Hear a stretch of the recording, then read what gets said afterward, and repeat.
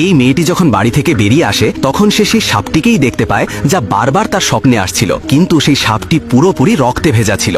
ঘরের ভেতরে যখন মায়ের ঘুম ভাঙে তখন তিনি সেখানে তার মেয়েকে দেখতে পান না, তাই তিনি তার মেয়েকে খুঁজতে খুঁজতে বাইরে চলে আসেন। আর যখন তিনি তার মেয়ের সামনে এত বড় সাপটিকে দেখেন তখন তিনি সঙ্গে সঙ্গে লোকদের কাছে সাহায্য চাইতে লাগেন, কিন্তু মেয়েটি তার মাকে চুপ করিয়ে বলে যে মা দেখো এই সাপটি কতটা আহত, যদি কাউকে ডাকেন তাহলে তারা একে মেরে দেবে, কিন্তু আমাদের এর সাহায্য করা উচিত। কিন্তু মা চুপচাপ তার মেয়েকে নিয়ে ঘরের ভেতরে যেতে চাইছিলেন। ঠিক তখনই সেই সাপটি মাকে ডাক দেয়। এটা দেখে মা চমকে ওঠেন, কারণ সেই সাপ আসলে একটি ইচ্ছাধারী নাগিন। সে মেয়ের মাকে বলল, আমি কয়েক বছরের মধ্যে পুরোপুরি ইচ্ছাধারী হয়ে উঠব, কিন্তু তার আগে কিছু লোক আমাকে ওপরে পাঠিয়ে দিতে চায়, তাই কিছু বছরের জন্য আপনি আমাকে আশ্রয় দিন। তখন মেয়েটিও কান্না করে মাকে বলতে লাগলো, মা আমাদের এই নাগিনটিকে আশ্রয় দেওয়া উচিত। কিন্তু মেয়ের মা গভীর চিন্তায় পড়ে গেলেন, কারণ তার বাবা সাপকে ভীষণ ঘৃণা করতেন, তার ভাইকে এক সাপই কামড়েছিল।